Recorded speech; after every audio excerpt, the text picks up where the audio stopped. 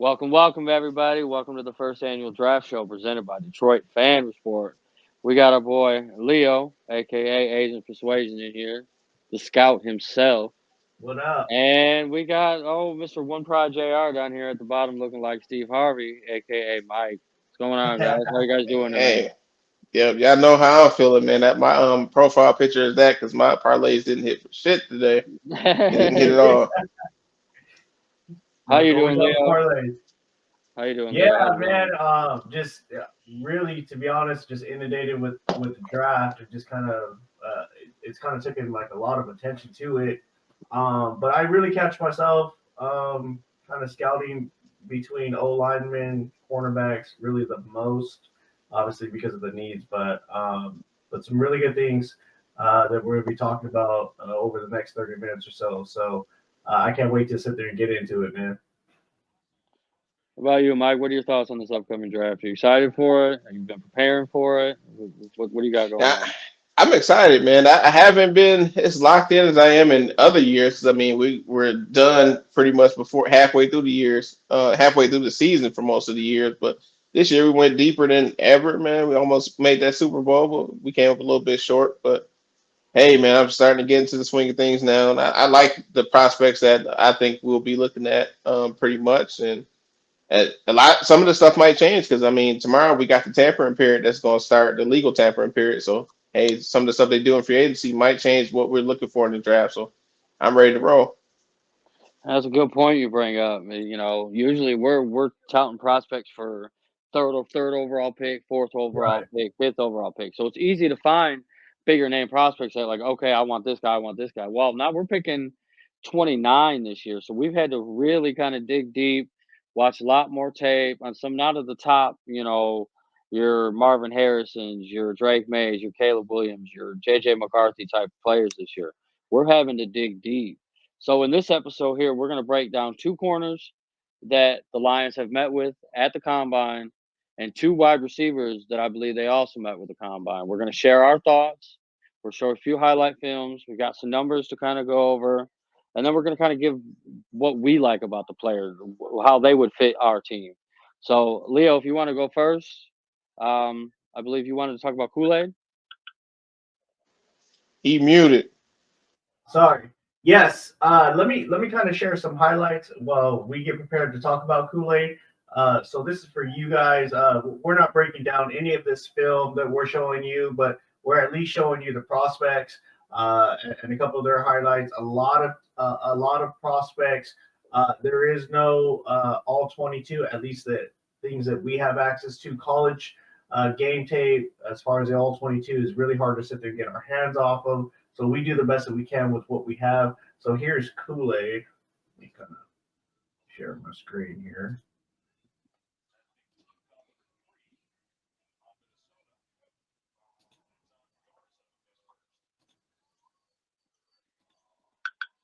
So we're going to show you a couple Kool-Aid highlights here.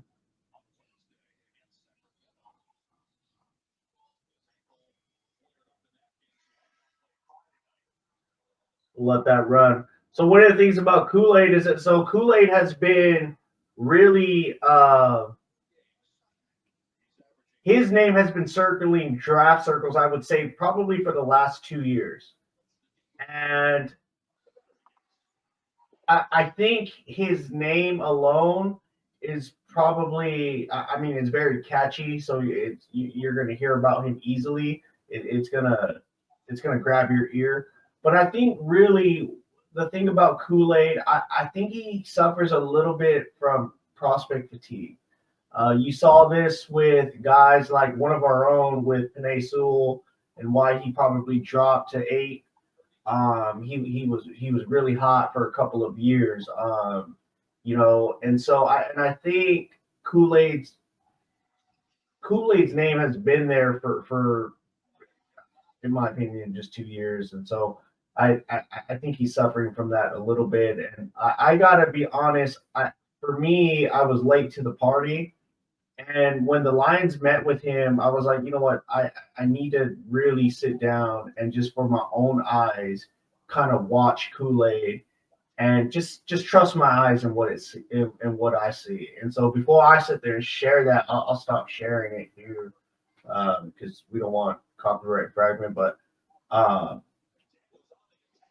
I'll turn it over to the guys. And what are your thoughts on Kool Aid initially of what you thought about what his name brings in circles, and versus what you know and the things you like versus the things you don't like?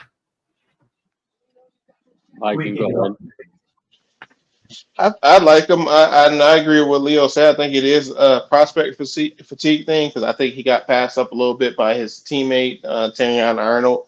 Kool-Aid, like I also agree with you. We've been talking about him for the last 2 years. The league has been talking about him. He was projected before this season kicked off as the number one corner. So a lot of people thought he would be the top corner in the draft. Kind of slid back a little bit, and like I said, not only is he sliding back in that area, but he also got passed up by his teammate um, on a lot of draft boards right now, which those can always change. But I think he's still a good prospect, man. He had a real good year. I mean, he's a 3 year starter. I believe he started as a freshman. I mean, that's tough. Saban really doesn't start a lot of freshmen unless you earn that. Like, so that's real tough to do at Alabama, and he did it. So he's seen a lot of good competition. He's been good every year he's been at Alabama. Yeah, you can go. Well, when I look at Kool Aid, the first thing that jumps at me is his size and his length. The dude is a very lengthy corner, and he's got good size. They have him listed at 5'11 and a half, but he's 6 feet. He's 6 feet, and he plays in the SEC. He's going in against some of the top receivers each week. You know, some of the top athletes each week, and he stood his ground. But like Leo said, his fatigue because of Terrion Arnold, and we've been talking about him for 2 3 years now. And I like him, but my biggest question mark is the narrative around him is he doesn't like to tackle. And I don't want a DB here, another DB here that's afraid to tackle. So I'm kind of in and out on Kool Aid. So I was watching his film, the LSU game, and I had heard, I caught that narrative, and for the better half of that game, he wasn't really put in a position. I think there was maybe the first half of that game, there's maybe one screen, and he actually came up and made the tackle. It wasn't like this huge pop. It didn't really look explosive. But then in the second half, there was a play where Jaden Daniels broke the pocket and he's running up the middle of the field. And so Kool-Aid actually has a chance. He's running at him full speed, and he actually has a chance to sit there and like really lay the wood on him. And Jaden Daniels does this like move where, to be honest, if Kool-Aid just would have kept running, he still would have tackled him, but it threw him off so much that it made him kind of stutter step. And once he stutter stepped, it's just kind of like he kind of gave up on the play. Um, when you say like he's not an aggressive tackler, like to me, when I saw that, I saw what everybody was saying. I think though that if he's getting confused about like, oh shit, what do I do on breakdown when I break down and tackle? I think that that's a very coachable thing. It is very much so. Yeah, you know what I mean. So it's like I saw exactly what people were talking about, but I also thought that that was a very coachable thing. If you're talking about breaking down the tackle, just because you don't know how the guy's going to sit there and out angle you, um, I mean, I think I would trust Dan Campbell and AG and their staff that they would sit there and work on that. I mean, especially if they preach that from from the cornerback position. So that is a narrative, and that is true. Yeah, I agree. I think I will say I will give him a little bit of I'll throw him some bail on a little bit here. I think the tackling thing gets a little bit overblown because I mean he is a willing tackler. It's not like he's out here running away from tackles. I do agree with what you said, Leo. Though he's not a thumper. Like he's not like a lot of us loved Witherspoon last year. Seattle got him. He's not that. He's not gonna bring the wood like that. But he's a willing tackler. He will tackle, and I think it's overblown just in the sense of as a cornerback, I think he's only averaging like 3 or 4 missed tackles a season. Like I think even in the PFF thing that we looked at before the show, like he on there, they're only crediting him for 3 missed tackles for the whole season. So if you tell me as a cornerback you're only gonna miss 3 tackles in the season, I'm rocking with that. Yeah, for sure. When we were looking at his PFF grades, though, it kind of surprised me. And what I was watching from Kool-Aid, and I've just seriously only watched the LSU tape, is that I saw him more comfortable at the press man position when he was up on the line. He looked super comfortable there. When I saw him off the ball and he was like 8 to 10 yards off the ball, I noticed he wanted to kind of really keep everything in front of him, which as he should. But it almost didn't look comfortable for him. Did he look tentative? Is that what you mean? Well, he's stiff. Like he's long legged. He's long legged, so like you could see where Terrion is very smooth at the hips and Kool-Aid's not. But what helps Kool-Aid is his jam. So he could still hang with those guys, but you got to allow him to sit there and use his arms on press man. So I got a chance to sit there and kind of see him, and it really revealed, to be honest, really more of a flaw for him. But so when we went to the PFF grades, and I don't know, Mike, if you have the PFF card in front of him, I was very surprised that he was better in zone versus man. So that's something that's confusing to me because it's like on the tape, I saw that he was more comfortable on man, but the numbers said, or the PFF grades were sitting there saying something different. So I don't know if you guys want to kind of chime in on that. The zone, they have him at an 83.8 grade. Hi. Yeah. And then man is 74.7 grade. So it's not separated by much. Right. It's still good because both are still above average. Still above average on both charts. Yeah. So Saban likes to run multiple coverages. You definitely got to sit there and run. He'll run a mixture. Cover 6, cover 7, all those things. Cover 4. I mean, he just really mixes up his coverages, and so you definitely know how to sit there and play man, and you're definitely going to be trained how to sit there and communicate to play zone. So Saban, I really like Saban's coverage schemes myself. That's why you'll see a lot of guys kind of come out of that, out of Alabama, really kind of ready to play. Our very own Brian Branch came from that scheme, and that dude is probably our best corner, to be honest. And he's not even technically a corner. Brad likes them Bama boys. Yeah. Sure. So the final question I'll ask about Kool-Aid, would you take him at 29? If he's sitting there? Depending on who's on the board for me, but I mean, if they were going corner, shit, he would definitely be one of the corners on my board that I would consider taking at 29.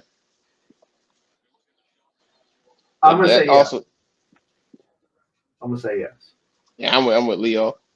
Another thing about him is the targets too. Like I'm looking up here, his targets got cut in half. Like he was targeted 80 times the season prior, and then he was only targeted like 39. So that's half. 40 and 80, that's two different numbers right there. He's been real good, man. He's been really good. So they went away from him. Yeah. Yeah, they went away from him. So that's what that tells you right there. If he got targeted 80 times the season prior and then only 39 times last season, man, he was still doing a hell of a job. He tested well on PFF's metrics back-to-back years. I gotta sit there and say to finish up Kool-Aid is I will say that I fell victim to buying a narrative that when I really watched him, I kind of went against the narrative, and to sit there and say that this guy is just a second round pick, I'm gonna sit there and say, like, based off of what I saw, like the guy could still cover. Man, zone, whatever. He's long, he's big. Him and Terry Arnold on the line of scrimmage, like, look the same. The way that you can sit there and tell the difference is that he's bigger than Terry Arnold. Mhm. You get on the field. And so it's like, I walked away watching Kool-Aid going against the narrative, and that's why I'm saying, like, he's very well could be worth a first round pick at 29. What about you, Dave? Uh, yeah, I think if he's sitting there, I think I would take him. It's not my first choice, but if that's the way we're going, say we don't get a corner in free agency, and he's sitting there, I gotta take him. Let me ask you guys this. And this is kind of going with free agency, but let's say Lions get free agent or trade. Take Kool-Aid at 29. Well, what are your guys' thoughts about that, first of all? You're saying if they get a free agent cornerback or trade, corner or trade, so Snead, whatever one of the top guys, pick your favorite guy. I'm still taking the corner in the draft anyways. It just depends. Like if we get one of the top corners, you don't necessarily need a corner at 29. Like if you go that route, you can still get a corner in the second or third round and develop them and bring them up.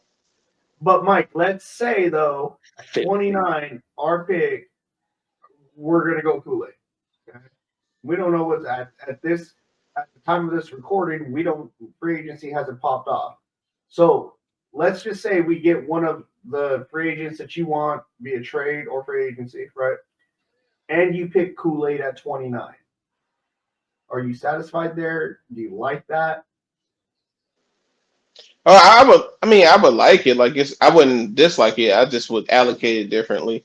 If they did that, I wouldn't be mad at it, but I just would have allocated it differently because if you get a cornerback that's that good, you still got Sutton that's going to be here. He's going to be in Detroit next year anyways. Like he's going to be on the field playing. So I don't feel like he would have to take the corner at 29 if you're going to go that route.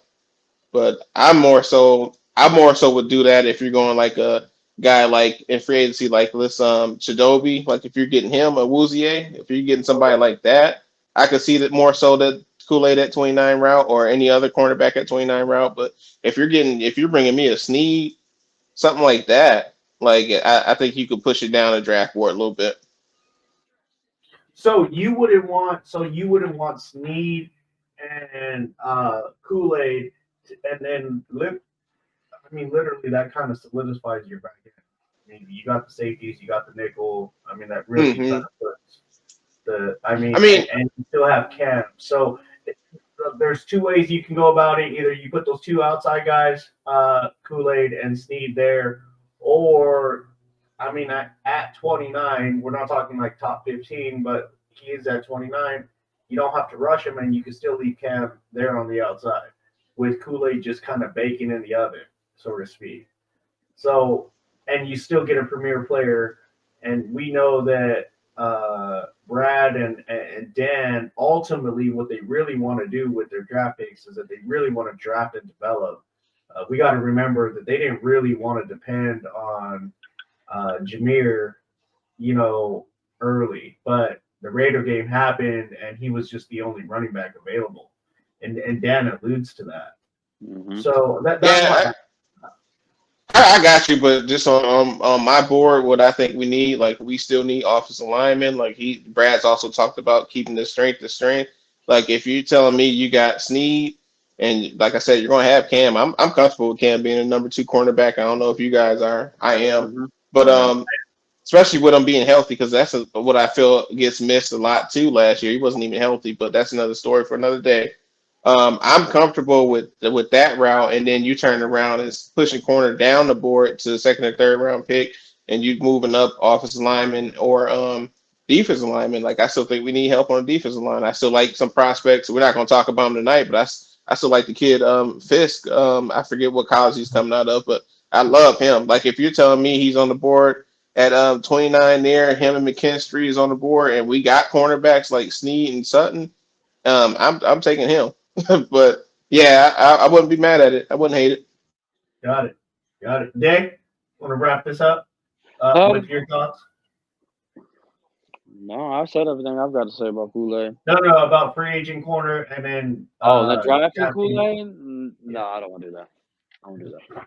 I'll take a corner later. If I get all that in free agency, I'll take the corner third, fourth, third. That'd be second or third because we don't have a fourth, but probably second or third round. I'm addressing if we do all that. I'm addressing our next position right here, wide receiver, and I believe we're going to talk about Xavier Leggett, wide receiver No, from Southern South Carolina. no, we got. I think we were going to go over finish up the cornerbacks. Oh, okay. Yeah. So Okay. so the next guy we're going to finish up the corners for today is really the draft darling, I would say, so far. Just kind of wowed us all throughout the whole draft process, from Senior Bowl, Combine, and I'm pretty sure he's going to have a pro date pretty soon here, and so we'll probably knock that out to part 2. But really showed out in all of those showcases, and that's Kenyon Mitchell. So let me kind of share the screen here. We're going to share some highlights. Kenyon.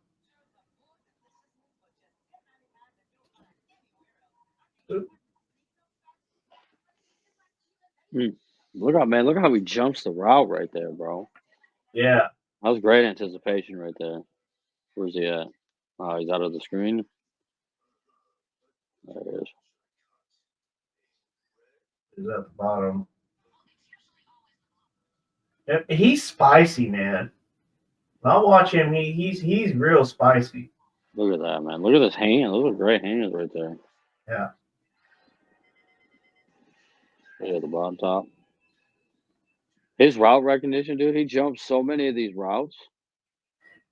I was watching him right at the Senior Bowl. They put him up on press man, and so I think he literally I think at the Senior Bowl he almost went up against everybody. And for the majority of the guys, he kind of held them on check. Now with some of the smaller guys, I think Ladd got the best of him a couple reps. Ladd McConkey out of Georgia. Yeah. I think Roman Wilson out of Michigan kind of got the better of him on one-on-ones at the Senior Bowl. But for majority, I think really everybody else, he kind of held in check. If it wasn't 5 to 10 yards down, I mean, he was pretty much, especially if they were going deep, he was all over them. So I really like the kid. I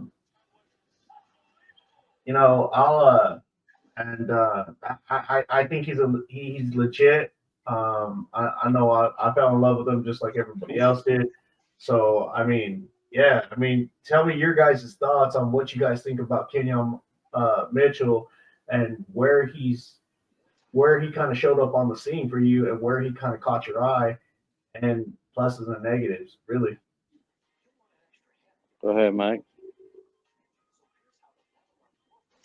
Okay, so with him, I like a lot of stuff about him. I like the size. I think he's physical. Good athlete too, man. My knock on him though is I get you play who you play, but competition. That's what I would say. But we've said that about other cornerbacks in the past that might have been at not franchises, college, but that might have been at other schools and universities that you'd be like, oh, what kind of receivers are they going up against? And they've turned out okay. I remember a couple years ago, everybody was saying the same stuff about Sauce. Like, what receivers is he going up against? Like, he's at Cincinnati. How can you project that to the NFL? But man, the traits are all there, man. He's a dog, man. I do like him as a prospect, but I think like when you compare him to the other guy, that's another thing that you can compare. Like, what level of receivers were they going up against? Because we know at Alabama, you're playing them SEC receivers year after year after year. They're in the SEC championship game damn near every year, and the playoffs damn near every year. So you do got to weigh some of that in, I would say. I'm with you on that. Like, I totally agree. You got to look at the level of competition, man. But everybody can play. I mean, people can play, no matter what division. There's always there's a star athlete at a smaller school that Quinyon Mitchell's going to have to go against, like their best receiver. That may not be like A1 wide receivers, man, but that's still his competition. He's dominating his competition. You know what I'm saying? So if he was just like an average corner down there in the MAC, nothing to it. And then he showed out at the Senior Bowl. But you can clearly see he was the star corner of the whole, basically, of the MAC division. You know what I mean? He was like one of their top players. So I got to give it to him. I like the kid just from the highlights I've seen right there. You can tell the kid has great instincts on the ball. He doesn't just sit and wait. He's pursuing every single play from what I've seen. I like the kid a lot. One of the things that pops off directly off of the screen, especially watching him down at the Senior Bowl, is that like his you want to talk about an energy that he carries, like this energy, a swagger. Like I know who I am, and I'm gonna own everywhere I go on this field. Like, and I love it, man, because I think at that position, and Brad kind of alludes to this in his presser at the combine. He kind of says, at that position, you gotta be sure of yourself. You gotta kind of, it's not an easy position. You're gonna lose some, so you got to be really headstrong there to sit there and come back. And it just seems like he was up for the challenge at the Senior Bowl. Now, I think all the scouts had the same questions that everybody else had. What happens when you start putting this kid up against some of the best talent in college football? And he did that, man, and he held that man held his own. So the kids, I mean, I think I'm very high on the kid. I would sit there and say that he's probably a top two corner in the draft, if not the top corner in the draft. So I believe his combine numbers checked out okay, and so it kind of confirmed everything that you saw on the film. But man, what a player, and he deserves all the hype. Oh, definitely, definitely. If he was there at 29, I think it's unanimous we would take him, like unanimous. But he won't be. Uh, Do you think we move up? I I don't know if we move up, but I definitely don't think he'll be there at 29. Definitely not. No. Would you move up between maybe Let's say 15 and like 17. somewhere like 12, 15, somewhere around? It's got to be top 15 because I don't think he's falling below 15. Yeah, that's a little rich for me. I would say if they moved up, I would hope they would move up within like the top 20 range, but I'm not sure he's even going to be on the board when you get to 20. So I don't I know. It depends on what they want to do, but and that also depends on what they get in these in free agency before the draft. Like if they can take care of some of these needs we believe they have before the draft, which that is one thing he said. He said he believes you take care of needs in the free agency period. So if they can take care of those needs, and now we're getting to the point where okay, corner is a little bit easier to go after the top corner because we've satisfied these areas, then I can see it. But right now, as it looks, that'd be a little bit too rich for me. got it.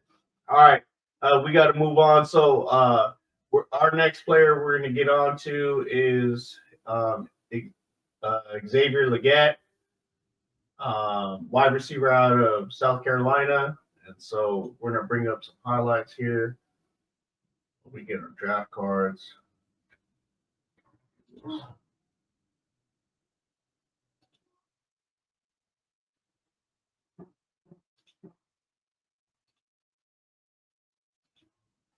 Roll the film for Leggett. Let's go. Sorry, my kid was in here.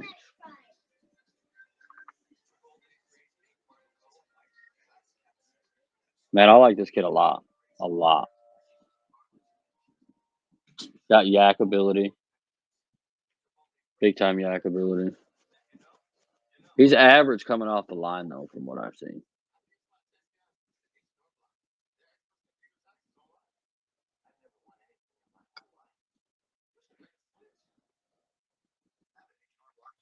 Let's see if they show the jump ball. Watch his body in the air. Good body control. They're great. Really good body control. He uses his frame very well. Very well. But then he can get behind you. He was separating there.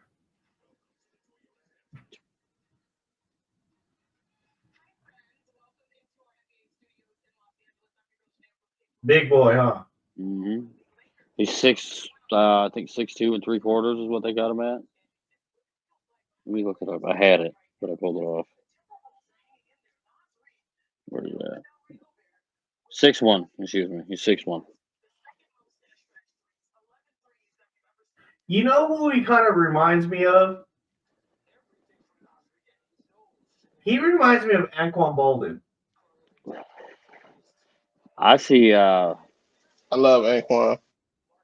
Like Anquan Bolden had great body control, and he played bigger than what he was. He was only 6'1".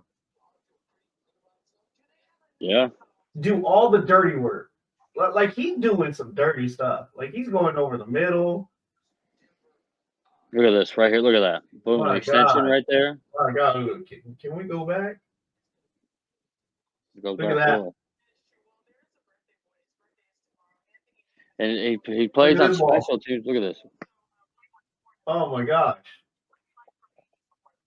I mean, the kid is special. It really pops.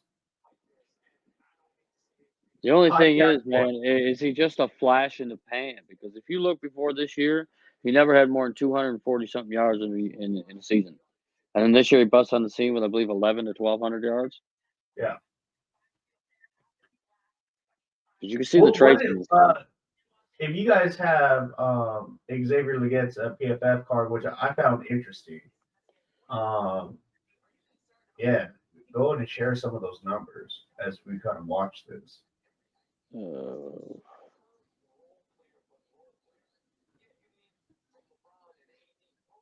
Is this it?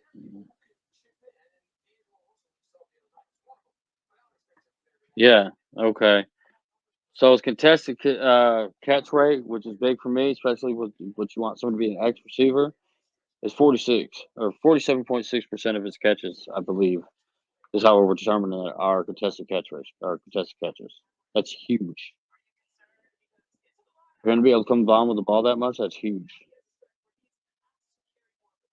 Look at that.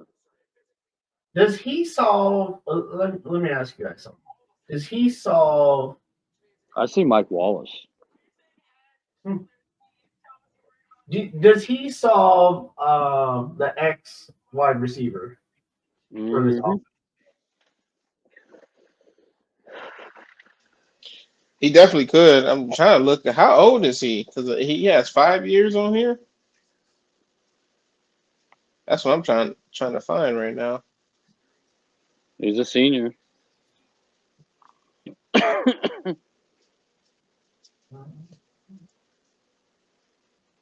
Either way, I think he could. Well, okay, I got it now. It says 23. Okay. He's 23, so he is a little on the older side. Yeah, because he goes back to 2000. What year was that? I think 2018 or something like that. So if you draft him second round or later, that's a 4-year deal. 27 by then. Right. I like him as a prospect. I'm not gonna say I don't. I like him. He does have some question marks, but he's questionable. He doesn't like to run block. I know that. I've noticed that. He doesn't like to run block. He's capable, but he doesn't like to do it.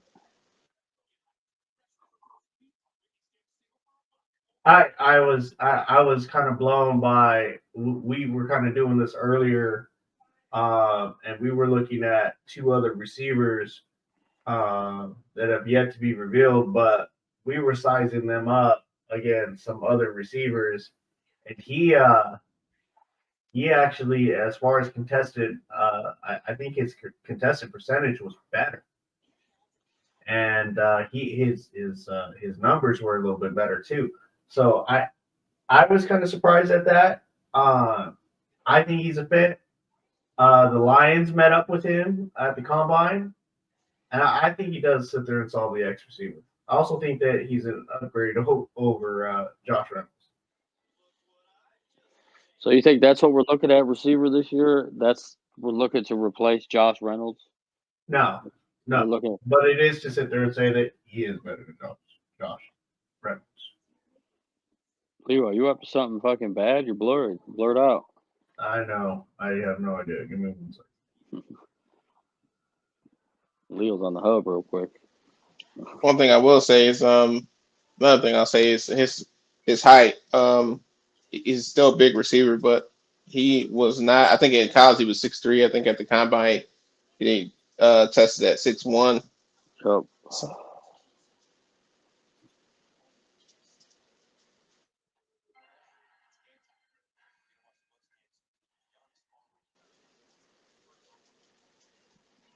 who's the next receiver we were going to talk about?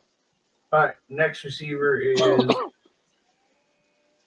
Yeah. I believe it's Dae's guy. No, my guy's Leggett. Leggett's my guy.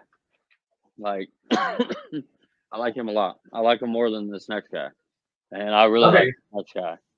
So I apologize. I don't know what the hell's happening to my face here. Yeah, I have no idea. What I will say though is that this next guy, he didn't do too good at the combine, and I think it raised some flags, and I think some people jumped off the boat. And so this next prospect that we're talking about is Keon Coleman. So I've got his highlights right here. I'm gonna let his highlights roll, and then I'm gonna talk about his combine. Because his combine is kind of misleading. Nope.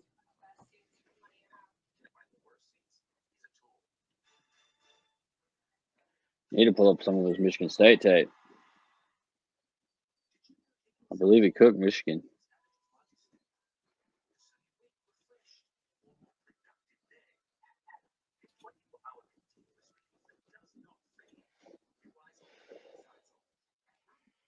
Look at that.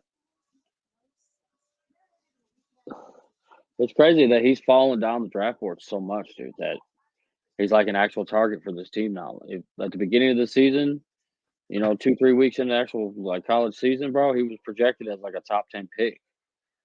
And now he's fallen. Right. Look at that.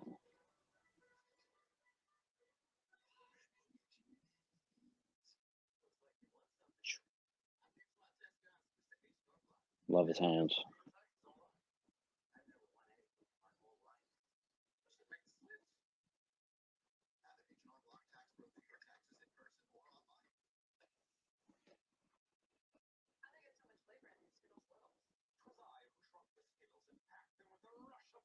Now, when you look at him, you have to look at his level of competition too, because the ACC is not the best football conference out there either.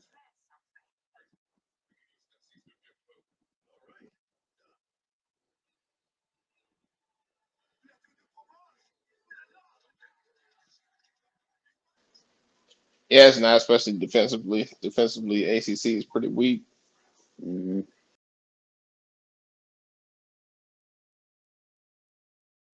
Coleman. So, Leo, you brought up the point. You said earlier that he didn't test well at the combine, right?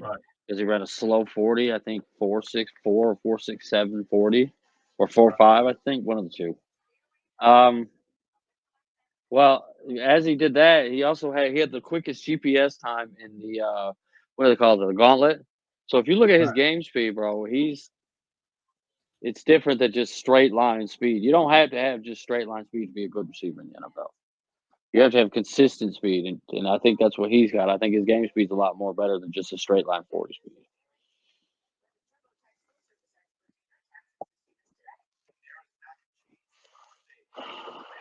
So yeah, and he did really good on that drill too. Yeah.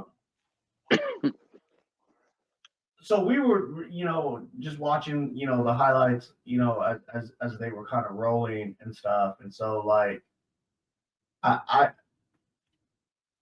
man, if you were to sit there like that game week 1 or week 0, I think it was week 0 or week 1. I mean, he had this phenomenal game, and he was the buzz of college football. And I remember Lions fans sitting there like the fan base, like, man, we need to get Keon Coleman.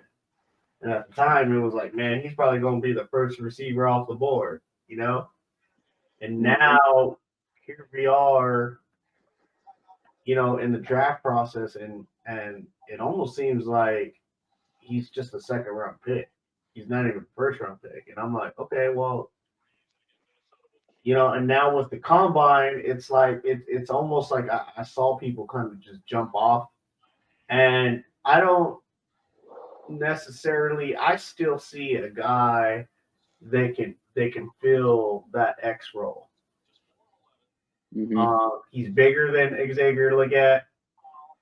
He weighs more. I think he's at 6'3", 227. You fact check me on that one today, but I mean, so he's a big guy.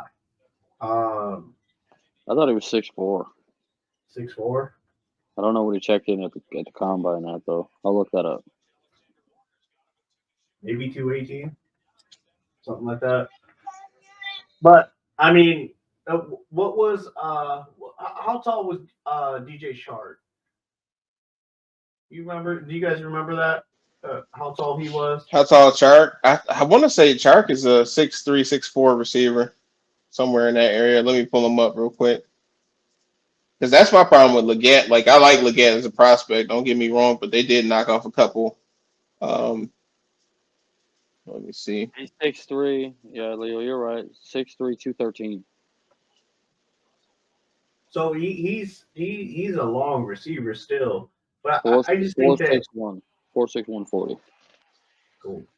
Okay. But he doesn't have. I mean, again, you would say that he doesn't have like that burner speed because of the 40. But yet, you know, to Dave's point, he was sitting there saying like, "Hey, it was one of the fastest speed charted when he was having balls just thrown at him." Pause. Oh my God. So, That was crazy. Hey, we're talking big boy stuff, but we're still children at heart. You know? yeah. So look, man. I'll sit there and say this. I think he can sit there and separate. I think he's wise enough to sit there and understand zone coverages and when to sit there and kind of sit. Some people think that he's limited on his route tree. I could sit there and say, though, that offense is a vertical offense. So maybe he's not asked to sit there and do some of that stuff.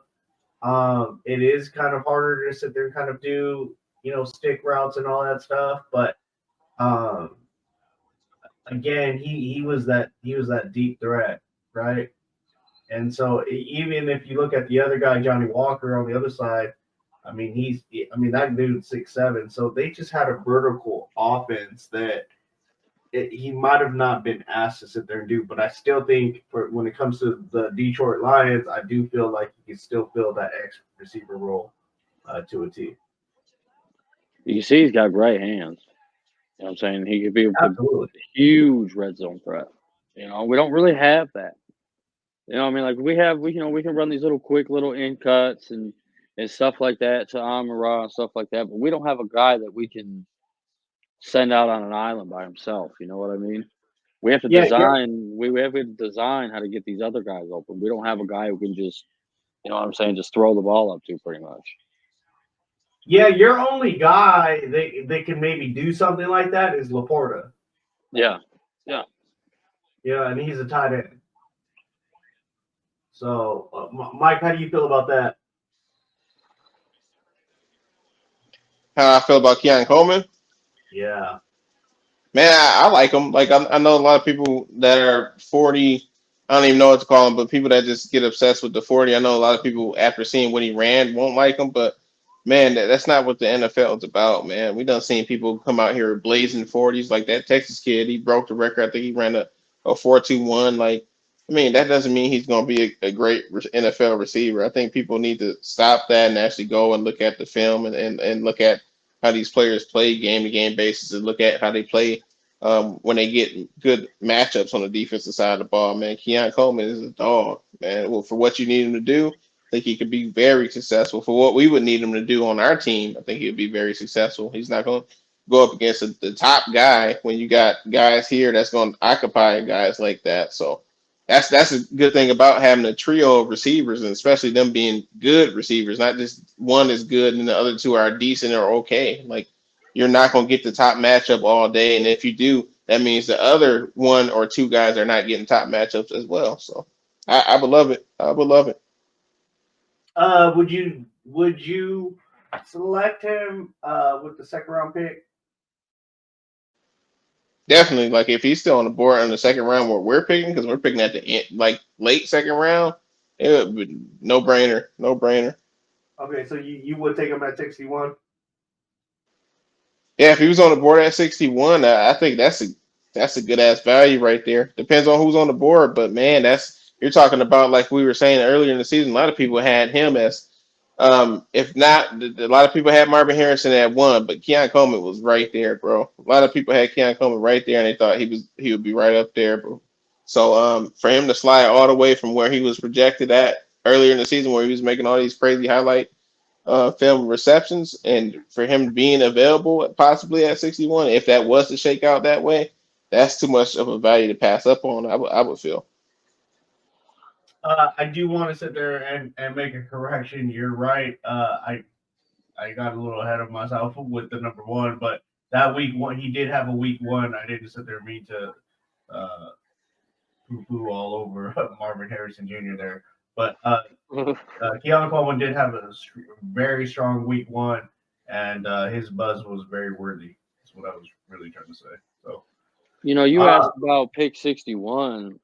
Man, I'm almost comfortable taking him at 29. If the board doesn't shake out, say the corners are gone, all the corners are gone. you Uh, can't draw a line. Man, if it's got to be Barton, we'll get into these guys next week or next time. But it's got to be either Barton or Powers Johnson sitting there for me, or not Barton. Yeah, Barton or Powers Johnson sitting there for me. If Keon's sitting there at 29, it'd be a Rapid hard trigger fire, not to pull. It'd be a hard trigger not to pull. You know what I mean? rapid fire day. At 29, you got Frazier and you got Coleman. Coleman. I like Wow! Frazier. I like Frazier. I do. Wow! I like Frazier, but Give me Frazier. Give me Frazier. Wow! You liked him that much? Wow! Okay, Dave. I thought you Keep were the strength. yeah. Keep the strength, man. Give me Frazier all day. If that's the two players we're picking from, they're both on the board at 29. Give me Frazier. what if? Okay, so our GM is big for paying his own guys, right? So say we pay Graham and we play Jonah, and okay, it shakes out like that. We pay Graham and Jonah, and then Jonah, it's neither sitting one there of those with guys that are his scenario, guys, though. huh? Neither one of those guys are his guys, though. He didn't draft either one of those guys. You're right, but they're part. They're a part key part of this team. They're part of the core. You know. So say it shakes out that way, and you have that scenario sitting there. You still taking shit, I forgot who it was. Frazier or Coleman. Yeah, still gonna take Frazier. No, I mean obviously if they resign, but I think the reason why people are looking at even at center though is because we don't know. Frank, look, Frank's a dog, but how long can the body sit there and just be broken and continue to play? Like No, he's had that's a huge. You're absolutely right. right, and so with the way that they like to develop, it's like it's kind of like how I presented it to Mike earlier. Is like, would you rather be early and get the center, or possibly kind of Frank goes down and he calls it a career, and then you have a massive hole, right? I just read reports earlier today that Graham Glasgow is actually asking more than what they expected. Yep, I read that too. So now I'm dealing with, okay, like maybe he can play guard, right? And I mean, this is Frank all over again because Frank did this, you know, and you kind of kill two birds with one stone, you know. This is the reason why Bartman becomes so interesting, and not to sit there and make this about an O line, but you know, the question is, you know, Frazier versus Keon Coleman, and I think that's why people would probably take Frazier instead of Keon, but you have your convictions there, and I get it, 100%. Look at my main thing is just look at how this offense popped open. Not last year, but the year before when Shark came back off of his injury. Yep. So this offense has never looked like that. You know, our offense was great this year, but it didn't look like when we had Shark out there last year, when we had a true X receiver out there. So that's my biggest thing of wanting to replace the X receiver. You know what I'm saying? Right. Well, I think that's definitely a valid point. To be honest, I get it. Whether we do address it early, Brad pulls off another shocker and takes a receiver after taking a running back last year in the first and a linebacker. We take a receiver in the first this year. Right. You know, Got it. All right, Dave, you wanna kind of end the thing and kind of roll us out? Yeah. All right. Well, thanks, y'all. It's been a good week talking about the prospects. Draft is next month. It'll be interesting to see if we take any of the four guys we talked about. Mitchell out of Toledo, he's definitely not going to be available. So maybe the three other guys we talked about with Kool-Aid, Coleman, or Xavier Legette. On our next show, we'll review 4 more prospects, a couple more DBs, and I believe a couple more receivers. And as the weeks go by leading up to the draft, each week we're going to try to have a new show out for you guys to tune in about each prospect for each different position that we think the Lions could go in the draft, or just some of the prospects we like in general. So we'd like to thank you. This is your boy DaeDae. Let the boys or the guys talk themselves out. Leo? All right, this is Leo. You catch me on X at Leo Barwell on X, first name, last name. Tune in. We should be dropping one at least once a week. So yeah, and I'm excited to sit there and go over prospects. And these are shows that are going to be something that we've all put some good time in and stuff like that. And some of these prospects you're going to hear about, but some of these prospects you're going to hear that we're not really going with the narrative, just like today. So tune in, and you can agree or disagree. Let us know in the comments of what you really think about some of the prospects that we went over, and whether you agree or disagree. It should be fun in the chat. It should be fun in the comments afterwards. And so if you missed this live recording, you can sit there and just kind of play this at work or whatever, and just give us some thoughts of what you really think. But like and subscribe, Detroit Fans Report, formerly Abandoned Sports. And this is Leo, and we out on here. Mike. Yep, everything you and DaeDae just said, man. Y'all know it's me, Mike. Yeah, you can find me on Twitter all day at @1pride_JR. And yep, we're just gonna start talking about these prospects, man. We got the NFL free agency period starting tomorrow. We got the legal tampering period beginning, so we're gonna have a lot more content coming for you guys soon. And maybe let us know what prospects you might want us to go over for you. Some cool guys you like us to talk about. And we'll try to get into that to you guys for you too. So yeah. Peace.